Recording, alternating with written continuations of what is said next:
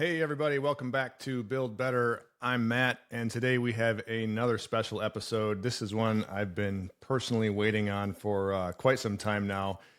So I'm going to jump right into it and intro a guy who, frankly, single handedly gave me my start in the illustrious world of podcasting a long time ago, 5 years ago now, 6 years ago. Um, a guy I consider one of my best friends and an amazingly intelligent dude in the construction space and elsewise. So let me introduce Dillon Mitchell to you all. Dillon is a professional electrical engineer who's worked on literally $1 billion worth of commercial construction projects over the last 15 or so years, including 80 plus arc flash studies for those of you who know what those even are, completing projects through K-12, higher ed, healthcare, hotels, restaurants, multifamily, dorms, corporate offices, warehousing, manufacturing. He's done pretty much a little bit and a lot in every space you can imagine. And frankly, now he's into some pretty significant stuff that we'll touch on today. Listen, this guy has extensive experience managing projects, managing MEP teams, working with technology, making technology, creating software, and you name it. This dude has done basically everything. So without further ado, let me be the first to say, Dillon, welcome to the show, man. Thanks for having me, Matt. Been a long time coming. It has. It's been so for those of you who don't know, Dillon allowed me to co-host his podcast, The Construction Corner, with him for a few years. And when I made my big move across town and moving some office space, I called him one day and said, listen, this is just getting too crazy for me. I'm too busy. I can't handle the quote unquote stressful schedule of doing a podcast. So I'm going to take like a couple months off and just get shit set and get shit straight. And if you follow me on LinkedIn, that couple months turned into a couple years somehow, seemingly overnight. So anyways, it's been a long time, but here we are. I'm glad to have you on the show, man. I'm excited to have a chat. Yeah, glad to be here. Thanks for having me. Yeah. So let's just jump right in, man. What's new with you? A lot has frankly changed in the last 2 years since we spoke on the mic. So why don't you give everybody kind of an update on where you're at today, what you're doing, and how things are going? Yeah, and pretty soon here, I'm gonna have to change that, $1 billion to two plus, I was going to say it's probably outdated at this point. Yeah. I think we did in construction value, we did like 200 million basically worth of projects or that we were part of last year. In construction value, again, electrical is a small part of it. So yeah, I mean, like as the intro said, professional electrical engineer. I'm licensed in 18, 19 states, and that list continues to grow.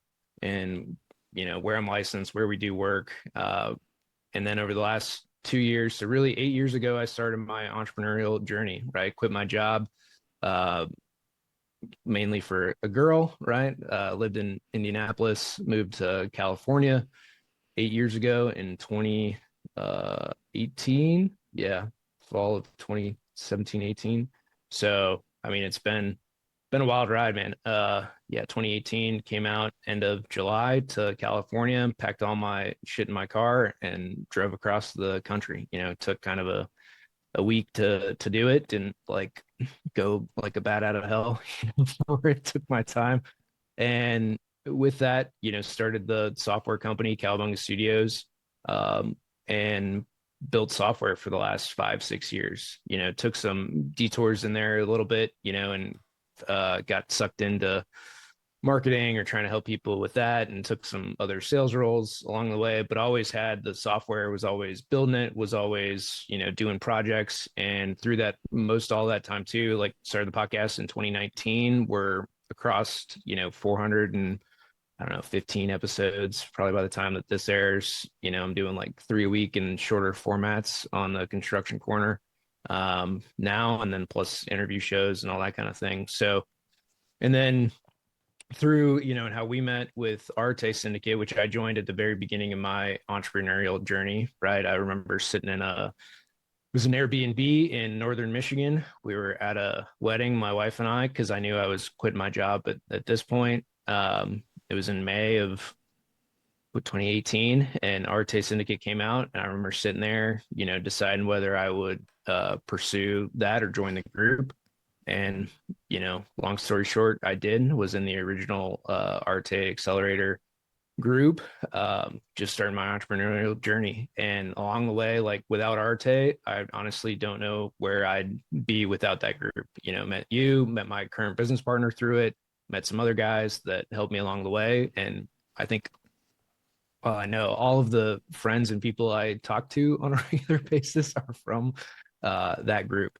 So Arte helped me through the whole way. And then, yeah, 2 years ago, because of Arte and because of so John, my business partner, has a lighting agency, and really all his conversations with electrical contractors stemmed around like, man, we cannot get any good engineering help, right? And kind of in this time period, it's like design build's been really on the rise here in the last, I would say, 5 years.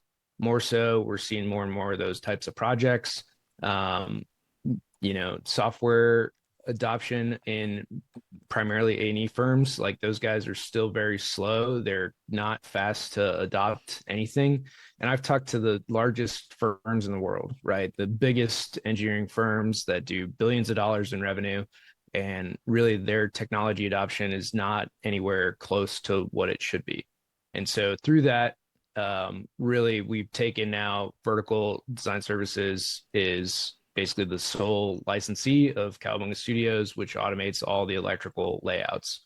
So, I mean, putting together drawings and any of that kind of stuff in Revit for, again, your commercial projects, K-12, higher ed, education projects, healthcare projects, office projects.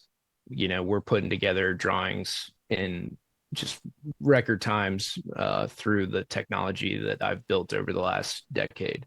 So, and that bleeds right into the whole design build mentality, helping contractors and being their partner in design. So for a lot of this, it was like perfect timing, to come together to help electrical contractors and be their engineer, their partner, to help them grow and help them honestly get into projects that they otherwise would have never had a shot at, right? They don't have either the design talent, or an engineer. They're not putting $150,000 or $200,000 engineer on staff to lead their projects and help them through that. So it's been awesome, man. In this transition, we still have software, obviously, and doing that whole piece, but to really just step in and own that, hey, I am a PE electrical engineer, and I am here to help you guys.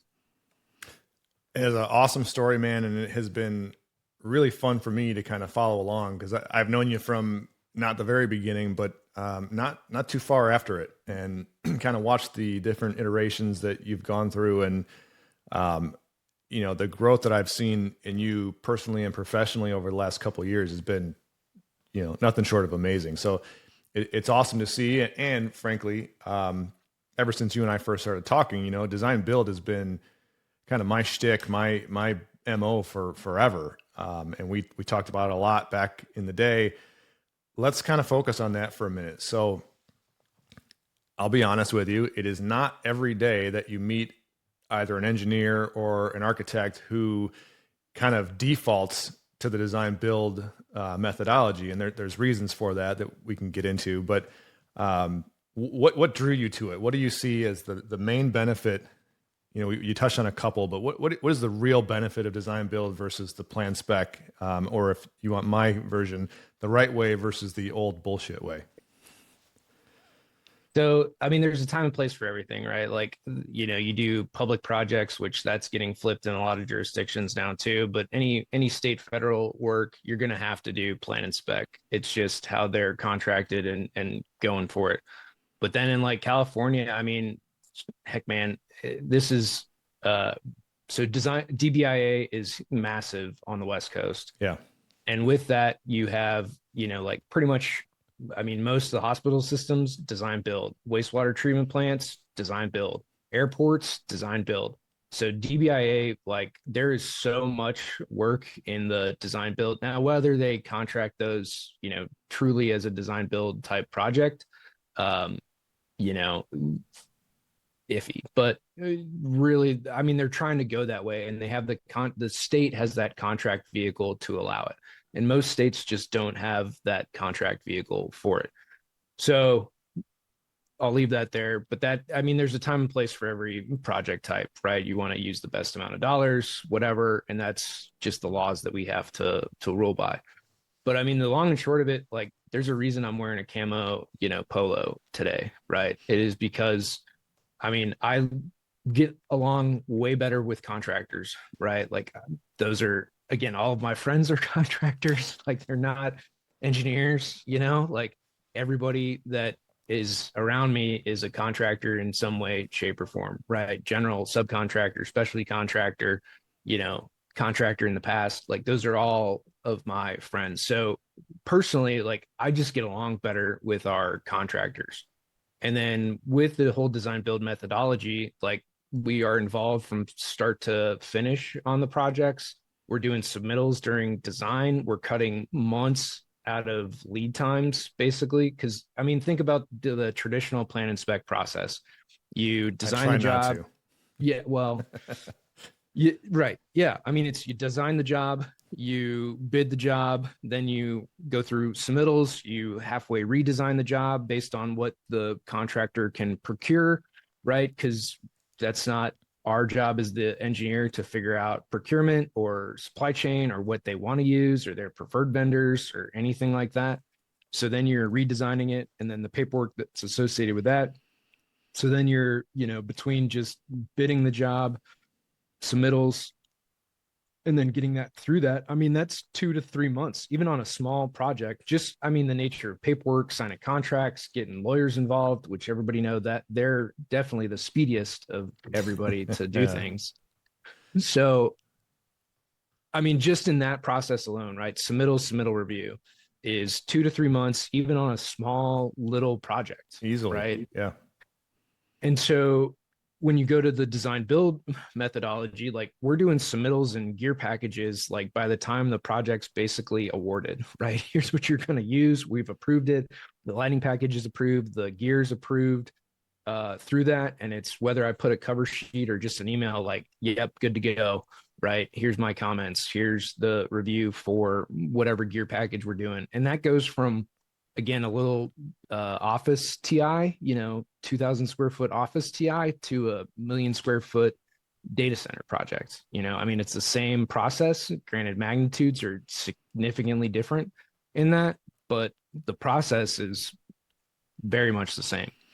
It it builds in so much natural efficiency into the construction process that frankly just doesn't exist in the plan spec world. And I hear you. There are times and places when plan spec is, I won't even agree with you that it's needed, but it does prevail.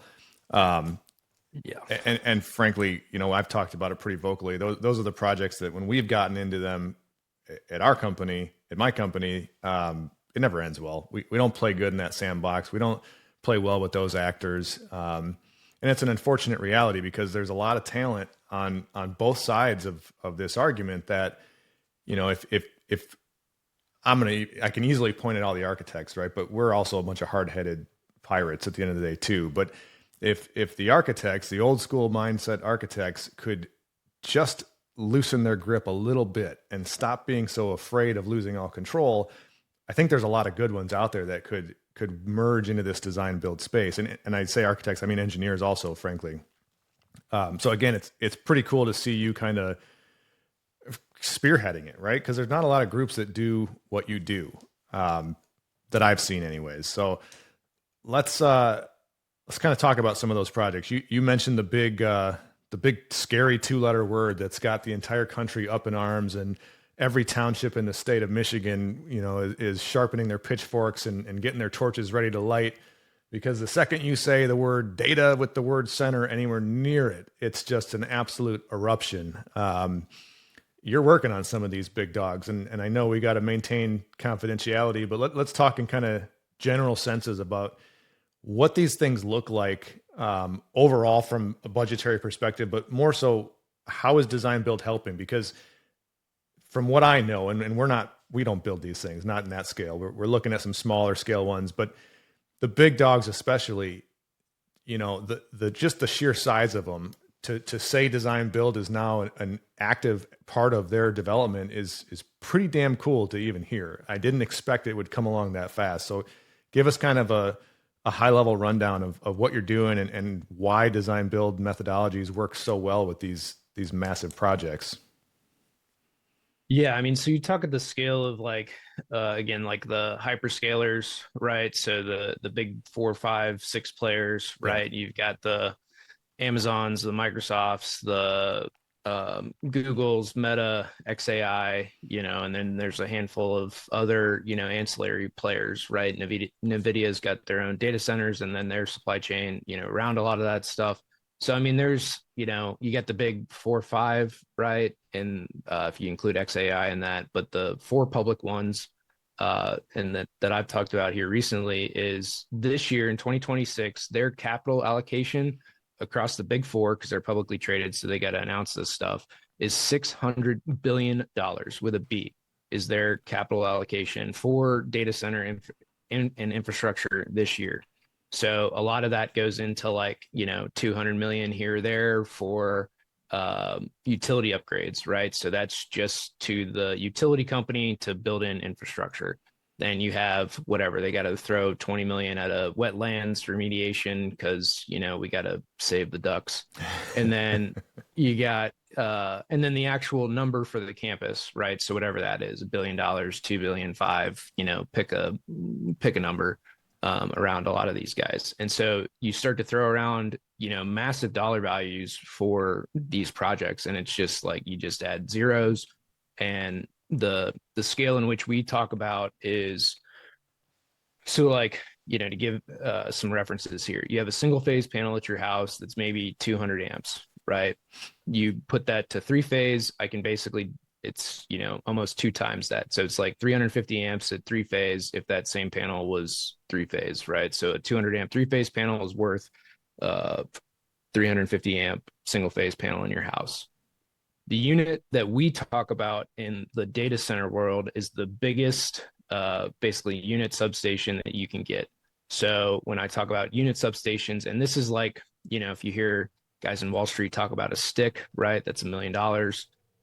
The unit that we start to use for these projects is a unit sub, which is, and they can have fuses on them, but basically medium voltage fuse cabinet, maybe not, transformer, 5,000 amp switchboard with a 5,000 amp main tie, another 5,000 amp board, and then another transformer, another switch. And then usually there's two, with that, there would be two utility feeds, or you'd come from two different utilities so they can flow power in a outage through the entire facility, right? You can start to flow distribution through the entire facility and come back online fairly quickly. That would be a manual process. That would not be automatic switching, but it would allow you to maintain operations. So when we start to talk about that type of investment, I mean, those are in the millions of dollars a piece, right? And we start to rack up really quickly. So in the scale of the data centers, there's, I mean, the electrical package obviously is massive. Your MEP package in as a part of it is massive. I mean, when you really start to look at these projects, when MEP, used to be maybe 30-40% of a project, it's now like 70-80% of a project, Yeah. right? And it's dollar value on these data centers because they're big warehouses effectively, with a whole bunch of computers shoved into them, and a little bit of ceilings, a couple walls, and then a ton of piping, a ton of electrical equipment, some lights, but that's it, right? It's not like you have, you're not talking level 5 paint finishes, you're not talking, tiled floors, you're not talking, any of that stuff, right? These are concrete buildings with some ceilings in them, some doors, and that's about it, on the not, division 20 stuff. Right. So that's like the MEP package for these places. It's way oversized. So you hear $1 billion, it's probably 700 million in, ME and P, right? Between plumbing, piping, chillers, all that kind of stuff.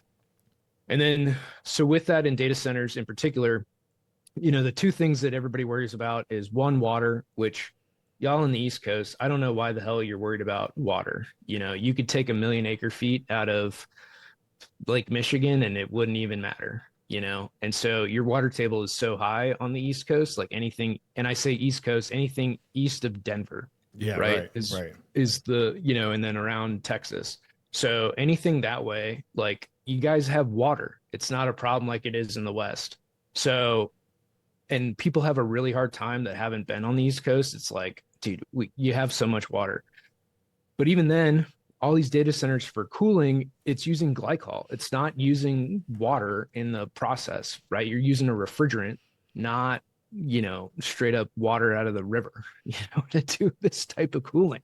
So even the cooling towers, like, yes, they use water, but it's on a closed loop circuit. Yeah. And you inject, you know, stuff into it. So water is never an issue. I don't know how this got into the vernacular. That is just a lie when it comes to cooling of these places. And even for a long time in air cooling, like rooftop HVAC units never used water. Yeah, I mean, they'd have a chiller loop in them, but again, it's minimal and it's a lot of outside air and then going through heat exchangers. So it's not, you know, even a chiller plant that we're talking about, or you'd have some chiller capacity in there. But so water, mute argument. That's a dumb thing. And then the other side of it is always power, right? So Yes. electricity is the other side of it. So you've got two real things, and I think they've pretty much gotten worked out for most of these guys. Is uh, really, so everybody's worried about their rates increasing, which rates are going up because I mean maintenance on these power plants is something that they've got to keep up. And then frankly, we took a lot of cheap power away, right? Coal plants you can't operate anymore or very hard under EPA guidelines and rules. So you took a lot of cheap power production away, you know, by closing these coal plants and stuff like that. So then you had to build natural gas plants, and then there's like no nuclear plants. I mean, nuclear is starting to be a part of the conversation again, which I'm all for, especially these smaller nuclear reactors.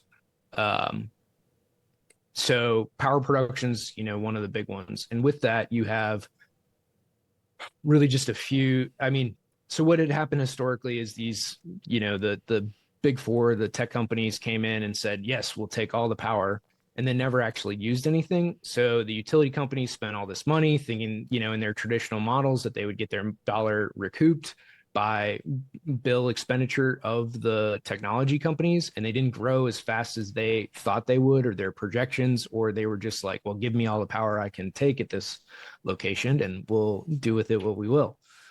And so the utility companies kind of got burned, which is now why you see like those line items of like 200 million in, you know, utility infrastructure upgrades. So now the big four and any other data center guys are really having to pay for all that power incoming and the infrastructure to do it, which is fair. Like it is a fair thing. Typically the utility companies would take a lot of that on, and now they said no, and you're going to pay for it. And then they can go build, you know, generation plants, and then they don't have to go through.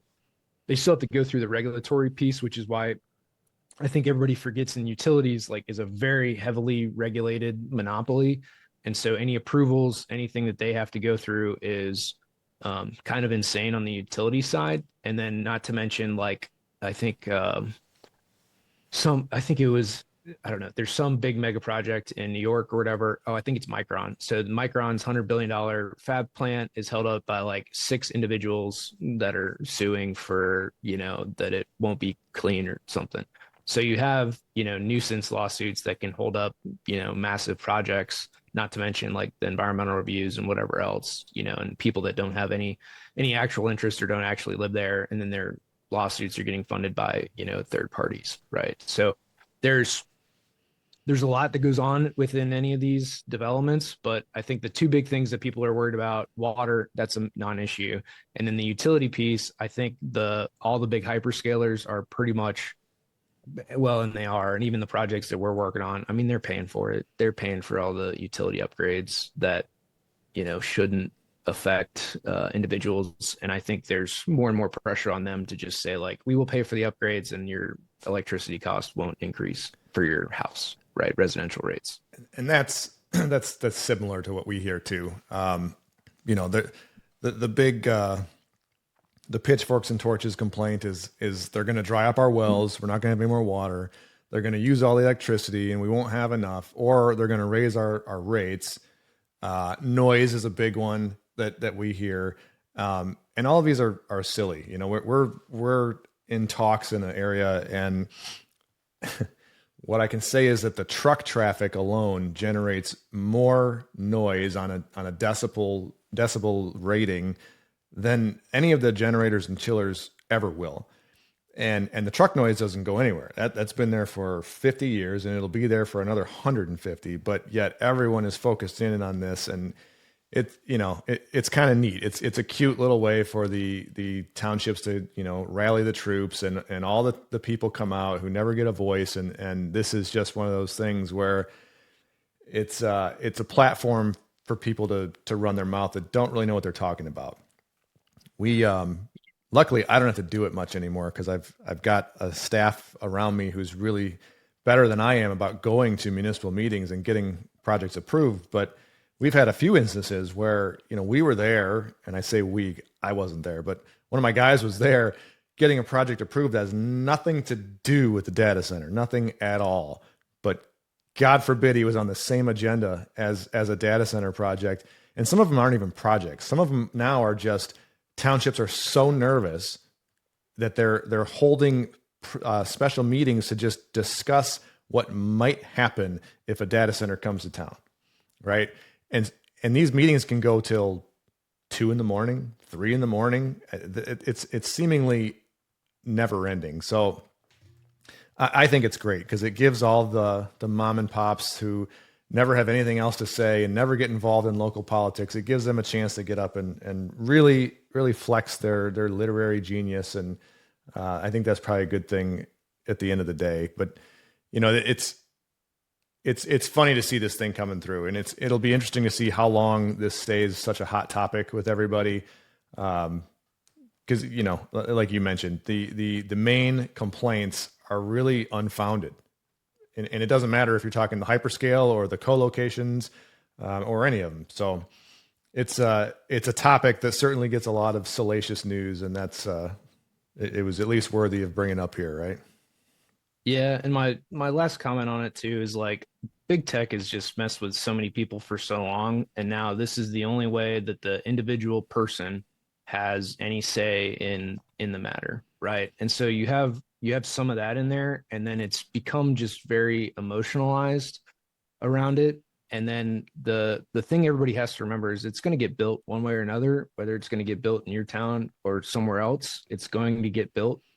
Do you want the construction jobs for 2 years in your community or 3 years, whatever it takes to put these things up? And then on top of that is, yeah, I mean, some revenue, some people are cutting deals, but I think a lot of the tax breaks are actually going away because it's like you have the money, we know you have the money, and so you're going to pay, and that's fine um, for it. And honestly, a lot of this is hypocrisy too. Like Yeah. y'all are using AI every day, so to fight against the thing that you end up using is also like you're ridiculous, and then like the data center thing too for just like companies like Microsoft, Amazon is they need those data center locations. Like if you watch Netflix, that rides on an Amazon server. Like let's remember this. If you use OneDrive, that needs to sit in a Microsoft data center somewhere, right? If you use Google, they have data centers. If you use Facebook and Instagram, they have data centers.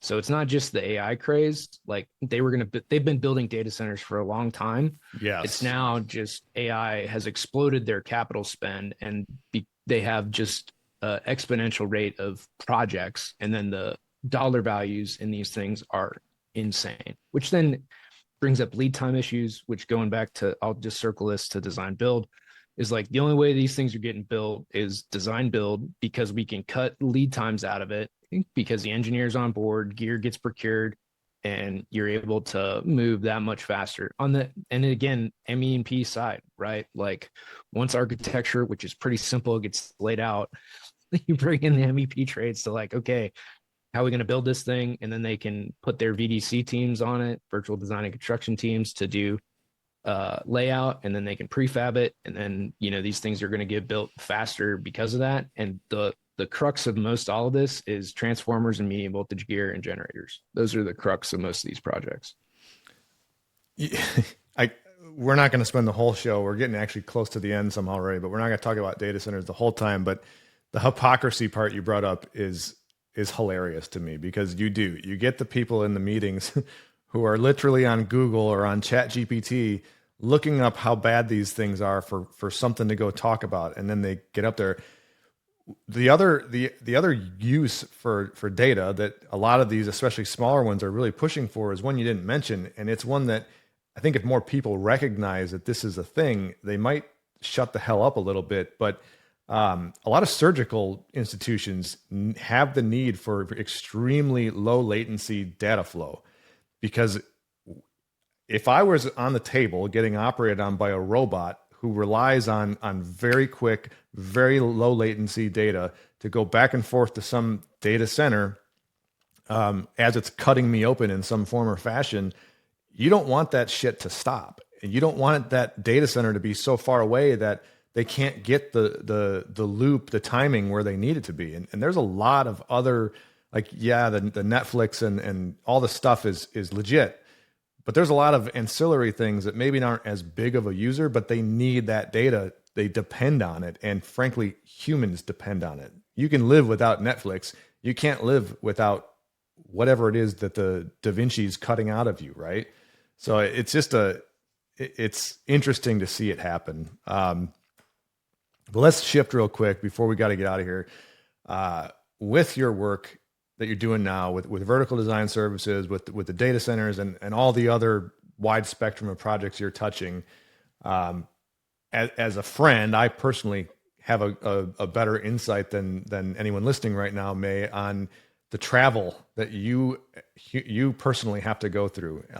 So I wanted to jump on that. What are your thoughts on this?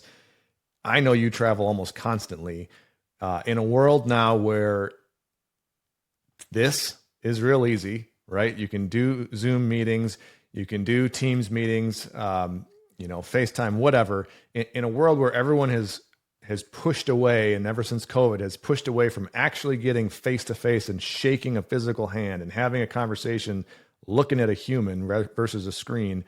Why has it been so important to you and your business model to actually show up? Because guys, you wouldn't know this unless and if you follow Dillon and you pay attention, like you'll see 90% of his pictures that he posts are from a fucking airplane looking out the window. There's a reason.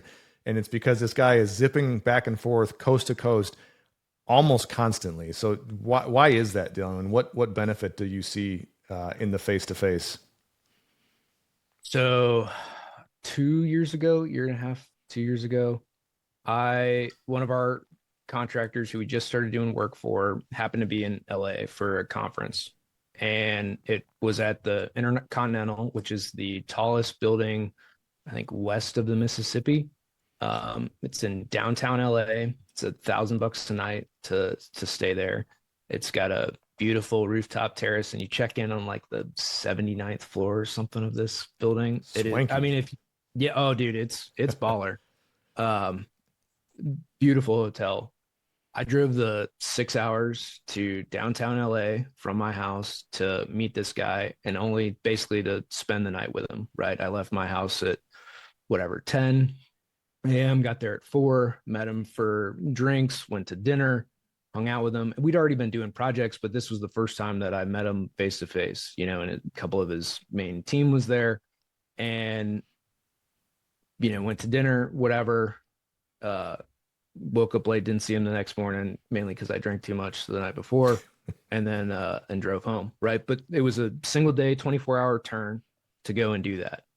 They are our largest client to date. We're going to do an insane amount of work with them, but that commitment to driving 6 hours, and he knew it was a drive, like he knew it was a 6-hour drive to be there for him. Plus I swiped dinner, out from under him, which is the other, piece that not everybody does. It helps. You go and the bill didn't even come to the table, so doing those types of things and then showing up in person is what it takes, and that is going to be our competitive advantage forever. It's not something that's ever going to get lost, showing up taking guys to lunch, being there. And then them knowing also that, like, for me, like, I'm flying to wherever they happen to be, right? Like, I'm coming from California to be here with you guys. And so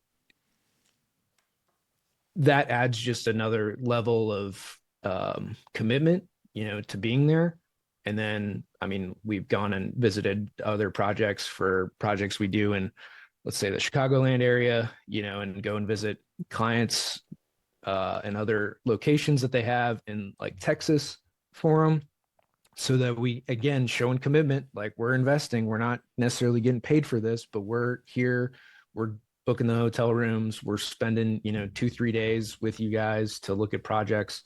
And I mean, nobody's willing to make those investments. And then half the stuff too that I end up doing is to go and teach. Like, I flew to Pensacola for 24 hours to go and teach construction management students about, like, I mean, the talk is BIM, but then it falls into, like, here's what you need to, like, know so that you don't get in fights on job sites, right? You coordinate things, that things go in the right place, and that's what this model is for, right? That's, you make it a sexier title, but that's the nuts and bolts of it, is like, hey, we do this BIM stuff and coordinate stuff so that everybody knows where everything goes, and you try to avoid fights on job sites.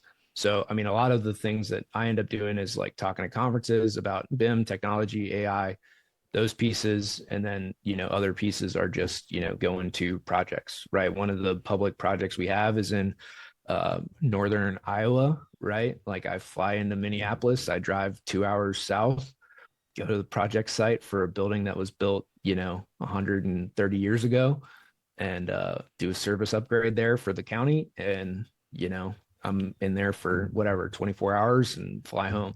So, again, that is something that no one will ever touch, because it's rough, man.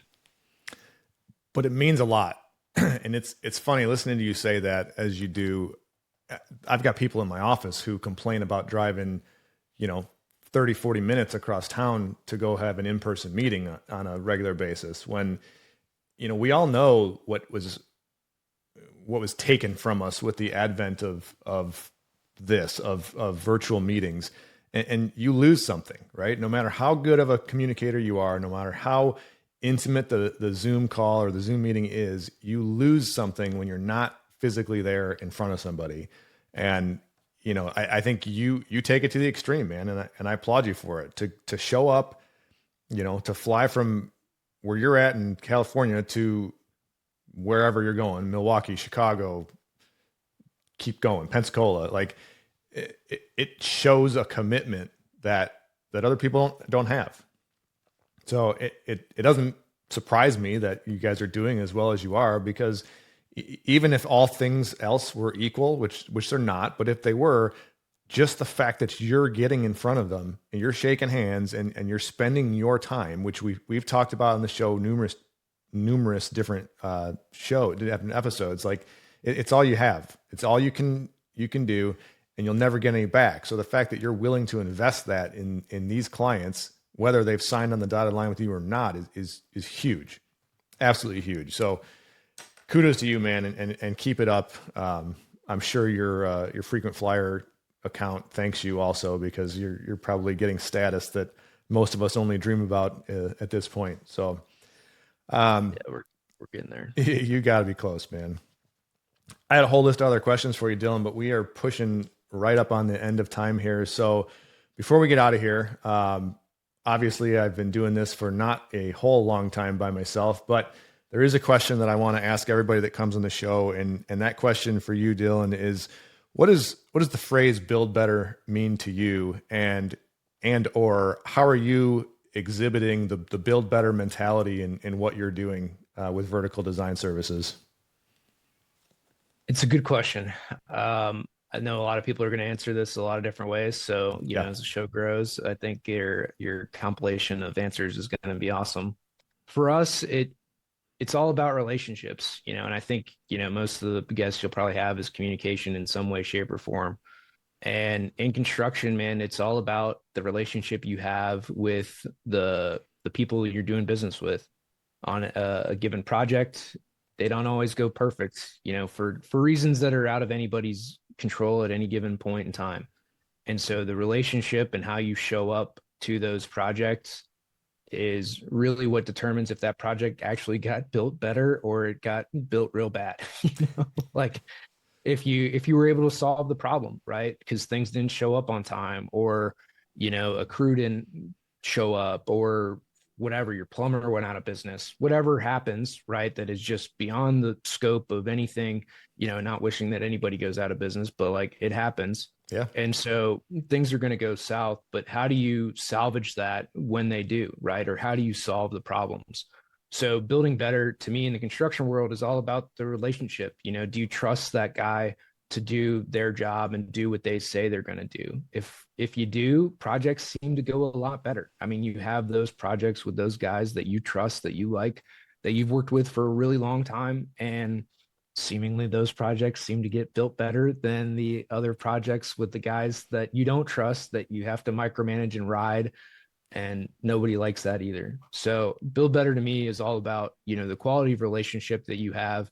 And that goes up and down the chain, right? If you're working on a project that the owner doesn't trust what you're doing, if the general contractor doesn't trust you guys, if the architect doesn't trust anybody, it falls apart real quick. It's got to be totally up and down the chain of trust for it. And that's how projects get built better. I love it, man. I love the answer. That is one for the record books. Dillon, this has been fun, dude, and I hope we can do it again sooner rather than later. Certainly not with another 2-year hiatus in between. Where can people find you if they want to get a hold of you? Yeah, so Dillon Mitchell on LinkedIn, on Instagram, basically anywhere you can find us. And then Vertical Design Services is the company.